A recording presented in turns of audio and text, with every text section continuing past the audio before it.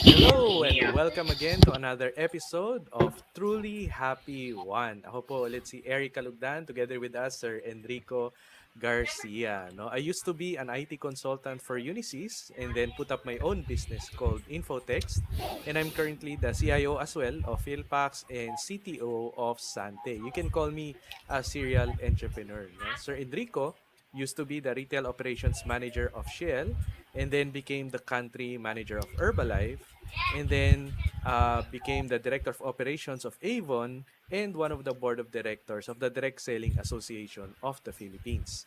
Today, he's a mindset coach and also the director for international operations of Sante.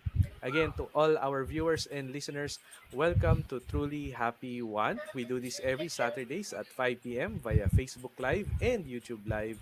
And every week we discuss different topics, no? And try to make everyone itong world class Pinoy. So we discuss world class Pinoy excellence. How do we become successful in our life, in our businesses, in our careers, no? So iba-iba yung mga topics na kino-cover natin. And before we go to our main topic today, which is what is your thinking style?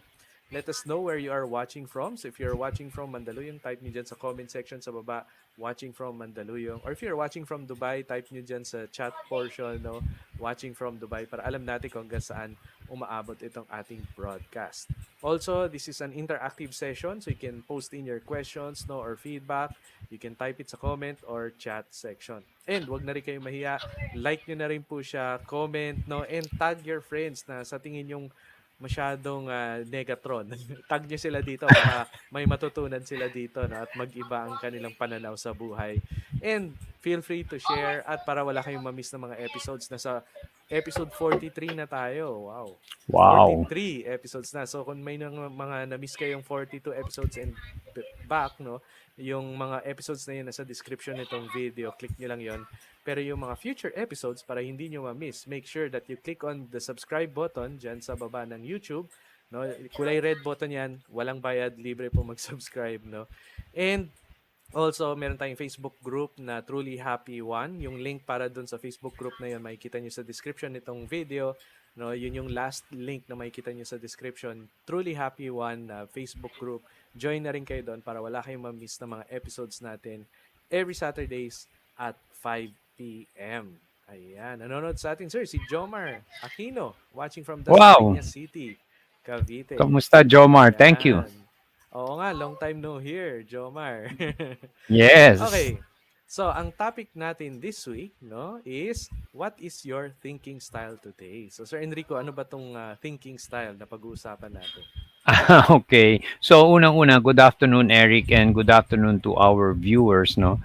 So, this thinking style, which I will discuss is, I actually experienced this, Eric, in my corporate days, diba? I attended this wonderful breakthrough workshop that was sponsored by the company and provided for by an expert, okay, in breakthrough performance. And when we show the slide, you will see yung isang work niya from which nanggaling itong ideas na to. I mean, it was a wonderful workshop because Avon, the company I was working for at that time, wanted to create breakthrough.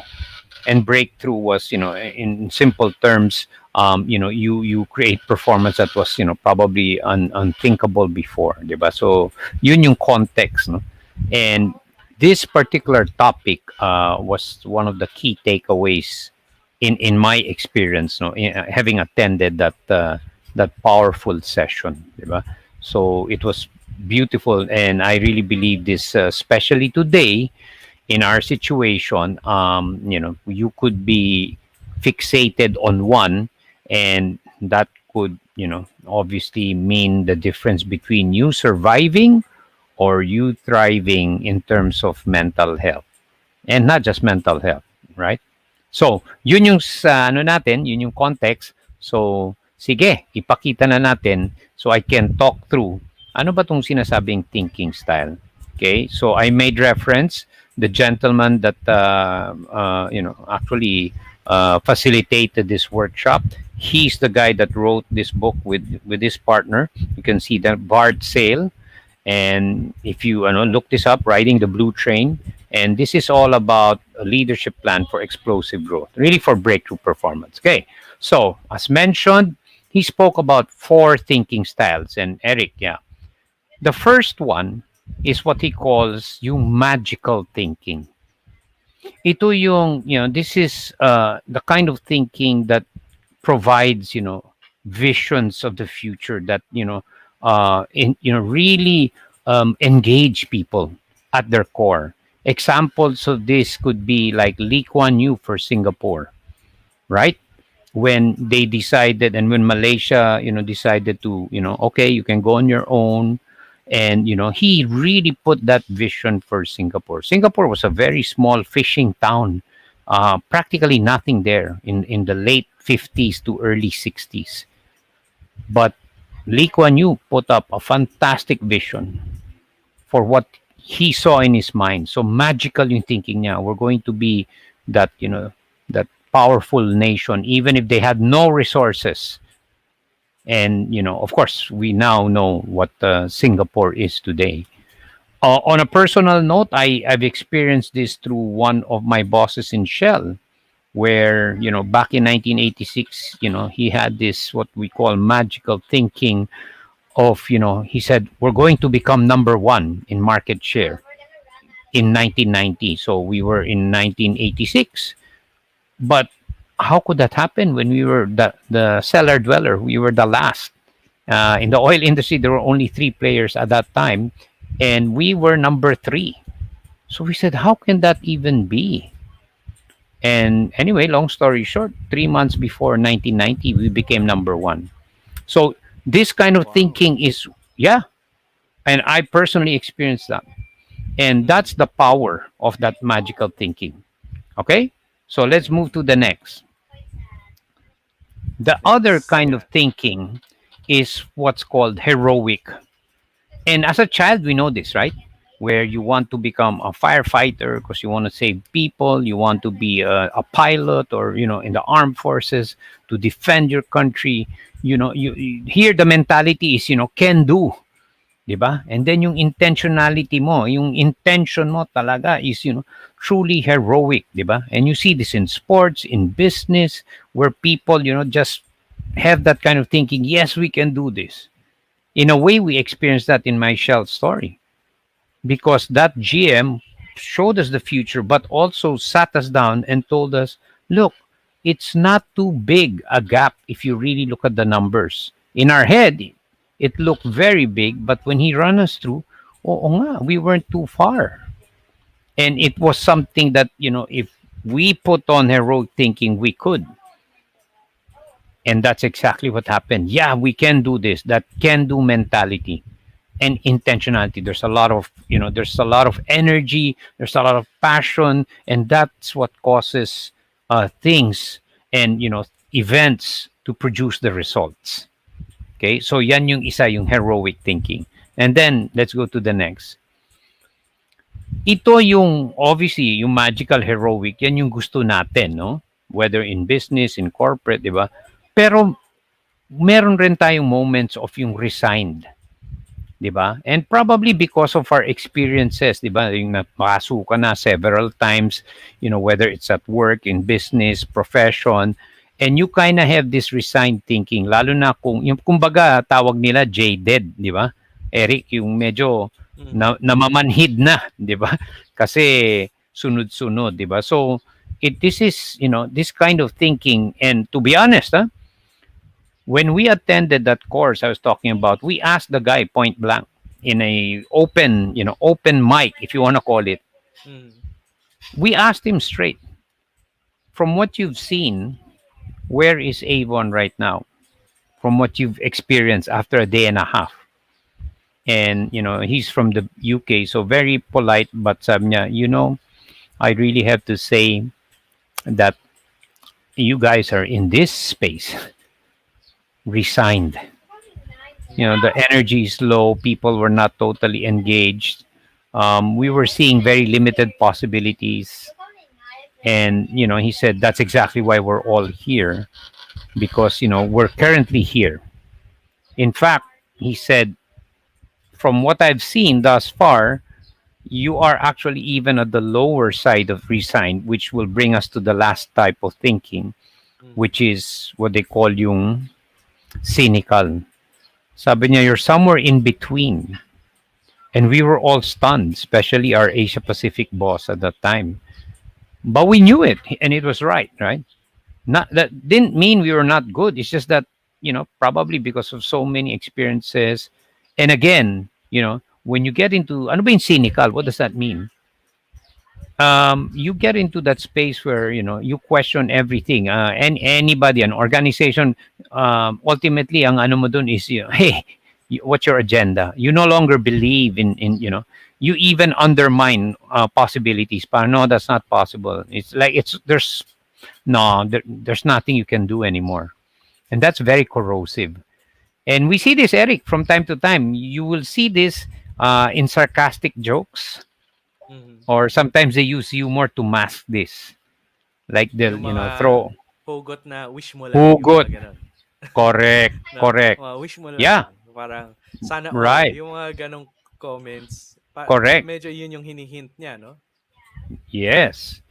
And Uh-huh. so these are the different types of thinking styles. And what the danger here is when you get into just one, ma-fix ka sa isa, di ba? Mhm. And it becomes a mindset. Lalo na if I'm talking, of course, the resigned and cynical. Now, why are we talking about this? Within our situation today, Eric, and we've been home, people staying home. Some people are cracking under pressure. Children who are going to school are starting to lose it. Some are in resigned and even cynical. Like we'll never get to see each other anymore face to face in school. And it's and that permeates the whole thinking. Your Mhm. entire outlook is influenced by that. Is that making sense, Eric? Yes, sir. Diba? So that's why we're talking about this, because yeah, we need more magical thinking. And then the next slide we will show what we can do, no? And then yung heroic, diba? Mhm. And even So before the itong pan yeah, go ahead. mga thinking style, sir, hindi lang to for one individual. It can be a thing, 'di ba? Meron tayong previous episode about groupthink, 'di ba? So, Yes. possible ba na as a group you think the same way, you have the same thinking style? Yes. And that's when it becomes even more dangerous. Number one, you're thinking the same. Delikado na yun. Making it worse is you might be all resigned or even cynical. Can you imagine Oo. what will happen? The energy is so low. Wala nang excitement. Wala nang vision for the future. Parang you're Mhm. just, existing. You're Mhm. just, going through the day. Mhm. And we see this, di ba? In some organizations, di ba? Even in some businesses, yung tawag nga nung iba, yung may buhay, may dugo. Mhm. Di ba? May mga iba parang wala na, ginagawa na lang for the sake of. Parang mechanical na lang Right. para sa kanila. Yes, yung wala ng puso, yung pagsilbi, it's so cold. Mhm. It's Mhm. talagang ano lang for the sake of. Mhm. So, yun kasi yung nagiging nagpe-permeate ng thinking ng organization. And yeah, you see some of this, pero meron din naman, they're on the other side, Mhm. di ba? And that's why we're talking about it. Because, Yun. sige. So ang Then the question last, ngayon is, ayan, what can you do? Yan ang magandang correct. tanong. And kaya natin nilalagay ito para, o sige, maganda nga yan, pero how can that help me? Di ba? What can I do? So yun nga, di ba, knowing na meron yan, like I'll use myself as an example. On a particular topic, let's say like yung sa nakikita mo, naririnig, nababasa mo about yung this whole vaccine program and how governments are supposedly having a symbiotic relationship between government and pharma, each one having its agenda, di ba? Kung makikinig ka dun, pwedeng maging cynical eh. For a while, medyo cynical na yung thinking mo na parang wala ng pag-asa yan. They're just trying to advance their agenda. Mhm. Right? Mhm. So, in that particular area, for a while, I was in that space. Di ba? So, I was, immediately sabi ko, teka muna, di ba? yun nga, recognize your thinking style in a particular area of your life. In that particular area, it was bordering on being cynical. So I started to become aware and I said, eh, teka, meron din naman sigurong hindi lang ganun, di ba? So, it was hard kasi nakikita mo, nababasa mo, then, so I started to really, teka muna, di ba? Meron pa naman. It's possible. So it was tough for me, Eric, on that particular Mm-hmm. area, no? Everything Yeah. else, no problem, di ba? So I started to shift, di ba? And at least bring it to resign, di ba? Na parang, well, okay, limited yung chances na totoo yung motive nila or wala silang agenda na financial benefit to either party, di ba? So I started to bring it there because nga I noticed I was on that side, di ba? Mm-hmm. And then, making a conscious decision to choose the style that was appropriate for the outcome. At least, sabi ko yung outcome, at least bring me to, dun man lang sa resigned. Na parang, well, I guess ganun nga. Pero meron pa rin naman chance, although maliit. Mm-hmm. So that's my particular case, di ba, on that particular topic. Di ba? Mm-hmm. Di ba? So yun, um, that's what you can do. So first is we're making people aware that, you could be in one of those four, Mm-hmm. and that, being aware and being flexible that, hey, I can choose consciously to bring myself here. Take me out of the cynical, di ba? Where Mm-hmm. wala na, possibility, there, you undermine, ibig sabihin, you're cutting any possibility. So, Correct. corrosive yun. Sa bahay, corrosive. Sa kumpanya, corrosive. Sa negosyo, corrosive. Pero yung flexible dito, sir, yung isang word din na sumikat ngayong pandemic is yung pivot, 'di ba? Na Correct. dapat magaling maging at saka yung word na agile. So you have to be Yes. aware of the changes and be flexible and pivot, no, and be agile. Yes. So yun yung mga keywords ngayong pandemic para tayo mag-thrive, 'di ba? Right. Di ba, I hear some people, wala na, this will be like this, we're doomed, we will, okay, to a certain extent, yeah. But yun nga, you've got to be flexible. Where is the good side here? There Mhm. are some possibilities, right? Correct. There's no question. It has changed our lifestyle, Mhm. right? So that's why nga this is important because it helps you identify. Oh nga, no, teka, I'm bordering here. You can choose. Eh. Mhm. It doesn't mean the reality changes, di ba? But it's how you. Again, we had this conversation before. How you ultimately respond.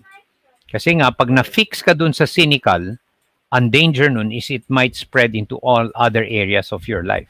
Hindi na lang Mhm. dun sa particular issue, 'di Tama. ba? Mhm. So yun, Eric. Um it's very very relevant in my opinion na we see how this can help us. Mhm. How we deal or experience our life today in this situation. Correct. Madaling mapunta ngayon sa cynical. And I think Tsaka that's resign. yeah, lalo na yung mental health issues ngayon na and even before COVID marami taking their own life, 'di ba? You really Mhm. yan yung manifestation, you're really there already sa cynical. Sa cynical side na. Wala nang there's nothing that's possible. Sa And that's why Tagalog pa, wala ng pag-asa. correct. No? Sumuko na sa Wala na. buhay actually. Yun yung Yeah. pinaka worst case na thinking style, no, na sumuko ka na, nisip mo wala ng pag-asa, wala ng kinabukasan. No, yun ang cynical thinking style na dapat iwasan natin. Yeah. Eric, on a Yes. personal note, at the start of the pandemic or right before the pandemic, February of last year, Mhm. relative and who would have known he was wow in the a celebrity. I can't say because he's very popular Mhm. Mhm. and related to my wife, and he took his own life, and people were Wow. parang what he seemed to I mean, we couldn't understand. Of course, that was Mhm. from the outside, and when we spoke to some members of the family, apparently it wasn't the first time. So Mm. meron na palang, and I was Hindi asking, yun yung first attempt. hindi. Okay. We only found out later on. And I Mm. can't say it because it was an item back then. Mhm. Mhm. He was almost like a celebrity in that in his industry, and we never would have thought. And yung isang cousin niya na nakakausap siya was saying, "Oh, ang lalim masyado nung ano eh, parang wala na talaga eh." Mhm. He couldn't get out of it. That's why Hmm. that cousin said he no longer got surprised when he eventually did. Kasi in their conversations, he was trying to help the guy pero wala na nga. Yun nga, cynical na. Mm, mm. Correct. Okay. Took his life at the peak of So, his yeah. So dapat iwasan natin no yung ganong klase ng mindset. So sa ating mga viewers, type niyo po diyan sa comment section. Yeah, kung meron kayong mga questions at tatry nating sagutin yung mga questions. And if you have feedback, type niyo na rin diyan para alam yeah. natin kung ano yung mga pwede nating i-discuss pa sa mga future episodes nitong Truly Happy One. No? So again, yung apat na thinking styles no is magical, heroic, resigned, and cynical. And doon sa apat na yon, dapat nag-hover lang tayo between heroic and magical. Tama ba, Sir Enrico? Well, yeah, as much as we can. Inevitable there will be some na resigned ka and Mm-hmm. provided you're aware, 'di ba? Then it's okay, 'di ba? Kasi like Mm-hmm. let's take for example, 'di ba? There are things that happen in this world which obviously have caused a lot of pain and frustration to people, from wars to all the malfeasance that we experience. And syempre after a while madadala ka. It's like you don't want to believe anymore, right? Because Mm-hmm. you've either been betrayed, or your trust has been betrayed. And so all these things shape that. So it's really just being aware, diba? And that that's the only thing you control, Eric, diba? Correct. So it's just first you're aware that these are the that's why I like talking about this framework. So okay, na teka mukhang nandito ko, Mm-hmm. 'di ba? So consciously try to make the shift. Kasi yes, maraming kasamaan talaga. Pero Mm-hmm. marami rin naman talagang kabutihan din, 'di ba? Correct. Correct. Alongside. Pero marami rin talagang kasamaan. There's no question, 'di ba? Mm. Parang yun yung question na popular, sir, di ba? Yung, do you see the glass half empty or half full? Half full. Exactly. Sakto, may baso kayo dyan. So, Exactly. half, when you see it half full, that means you're nasa heroic or magical. Yeah, If you na see it half pwede. empty, nandun ka sa bandang resigned cynical. Well, yeah. Yeah. Uh-huh. Right. Right. So baka may tanong ka, Eric, para medyo Yeah, siguro ma-process yung natin 'to. isang tanong din na let's say yun nga no, na realize natin na ito yung apat na klase ng thinking styles. Meron bang external forces na pwedeng maka-push sa atin to shift from one style to the other, like yung media halimbawa, yung mga napapanood natin sa news, no? Or social media, yung mga tinitingnan natin sa mga walls, Facebook feeds natin, etc. Do you think nakaka-influence 'yon dun sa thinking style natin? Absolutely, Eric. In fact, that has what this one is. It's a bit. People will debate this, and yeah, maybe we should talk about it. Mhm. One school of thought. There's some people saying social media is actually ang sinasabi ng iba is it's creating more divisiveness. Sabihin ba, no, we get connected nga. It has polarized certain people in different parts, from Mhm. politics to business, di ba? Kasi some people, yung kanilang opinions, di ba? And lalo na with media giving you, maybe not fake news, but biased news. People talk about fake news, but nobody mentions biased news. Bias. Mas delikado yung Biased, bias news. mas delikado yon, Oo, tama. Kasi di meron ba? siyang hint of truth, kaso isang side of truth lang yung nakikita mo. Yun yung biased news, which is mas Yes, delikado. Uh-huh. yes. Kasi yung fake, madali mong ma-establish yun eh. Pwedeng mag-fact check, di ba? Mhm. Di ba? Pero yung bias, malalim yun. Mhm. Nasi-shape yung behavior, yung thinking, yan. Yung thinking style mo. Mhm. Pwede, pag nakinig ka lang sa news every day, Mhm. makikita mo yun. Correct. 'Di ba? So you're right. Some of those, 'di ba, the injustices, and yes, there's, that's the reality, 'di ba? Mhm. But lalo na pag nai-infuse na yan ng, with some, may borderline, reportage and opinion. Teka, medyo, report is you report as it happens. Correct. Pero hindi yung interpretation ng event. Iba na yon, Correct, 'di ba? correct. O kunyari, may Tama. nasunog, pinatay, ganyan. Siguro kaya pinatay. O teka muna, iba na yon. Oo, Correct, correct. right? Ayan. So na-influence, correct ka. Social, very powerful. So Mhm. social media has done wonderful things. Mhm. Connect people, find people, yes. Share wonderful milestones, but it also has its dangerous side. Correct. And Right. nasa topic na rin tayo ng influencing the mindset, no, of people dito sa social media. Yun din po ang purpose kung bakit sinimula namin ni Sir Enrico yung Truly Happy One, no? Kasi sa ibang mga media, pwede kayong ma-influence para mapunta doon sa thinking style na resigned and cynical. Pero dito sa Truly Happy One, ang goal natin ay mapunta kayo doon sa thinking style na heroic and magical. Ayan. Yes. So, ang ating Yes. question sa ating mga viewers, no, what are your takeaways? So, type niyo dyan sa comment section sa baba, no, or chat dyan sa YouTube, no. Ako, ang aking takeaway is yun nga, na-identify natin yung apat na klase ng thinking style. You have the magical, the heroic, no, yung wish ng mga bata usually. Magical is yung visionary, di ba? And you have the resigned and the cynical. And as much as possible, no, we have to stay doon sa dalawang nasa taas kanina, doon sa apat na yon, which is heroic and magical. And how do you stay doon sa dalawang thinking styles na yon? One is manood lagi ng Truly Happy One every week. So lagay niyo yan sa calendar nyo.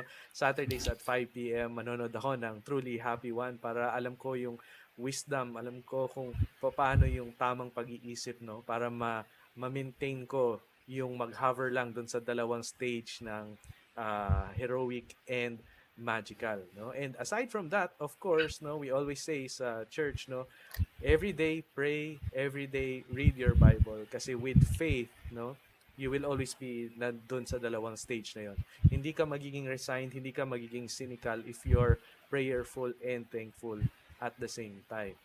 So sa ating mga viewers, ano ang inyong takeaways?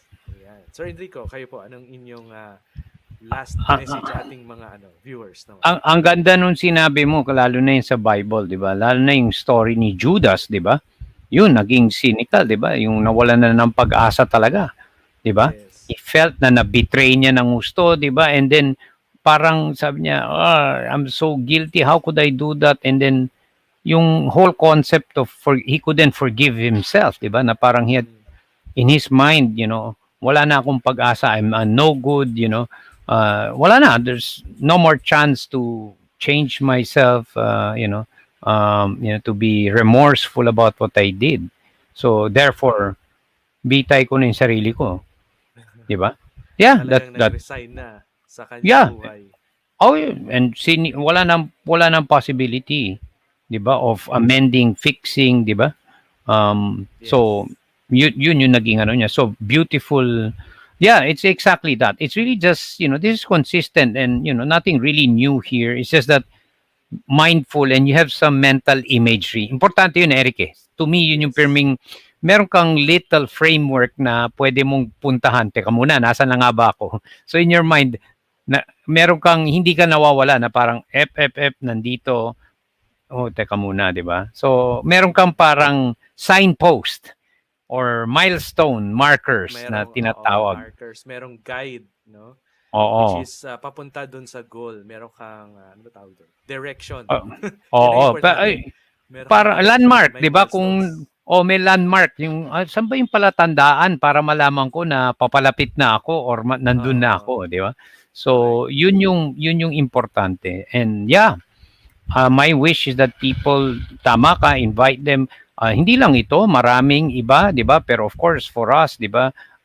This is what we're doing. We're helping people, and yeah, bring more people so that we can help them really manage the way they think. Kasi yun Yes. talaga yung key, di ba? It's all mindset, di ba? How you manage your intelligence. It's not so much the inherent intelligence, but how you manage it. Correct. Ayan. So, next week, ang ating topic naman is success is an iceberg. So, konting intro, sir. Ano ba tong success is Di an ba? iceberg? Yan ang gusto ko si Eric, di ba? Yung paano naging iceberg yung success? Bibigyan Oo. kitang konting preview.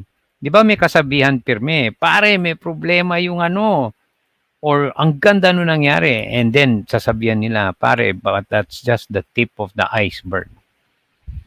Di Mm, ba? In fact, normally, that's ginagamit ito when describing problems, di ba? Pare, ang mm. tindi nun nangyari sa ano. Pare, that's just the tip of the iceberg. Ibig sabihin, there is something even bigger Bigger. Oh, underneath what you're seeing. correct. And next week, we will show you that success, if you were to put it in an image, is like an iceberg. And we will tell you next Wow. week why.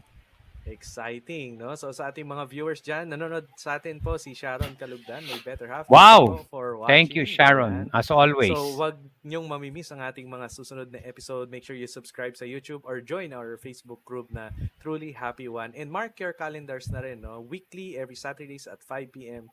via Facebook Live and YouTube Live, no? Tune in to Truly Happy One. And ang ating topic next week is Success is an Iceberg. Ayan. So at this point, let's end our episode with our usual Panatang Makabayan. So itaas po natin ating kanang kamay at bigkasin ang Panatang Makabayan. Iniibig ko ang Pilipinas, aking lupang sinilangan, tahanan ng aking lahi. Kinukupkup ako at tinutulungan upang maging malakas, masipag at marangal. Dahil mahal ko ang Pilipinas, diringgin ko ang payo ng aking mga magulang. Susundin ko ang tuntunin ng lipunan. Tutuparin ko ang tungkulin ng mamamayang makabayan. Naglilingkod, nag-aaral at nagdarasal ng buong katapatan. Ialay ko ang aking buhay, pangarap at pagsisikap sa bansang Pilipinas. Maraming salamat po and we'll see you again next Saturday, 5 p.m. dito sa Truly Happy One.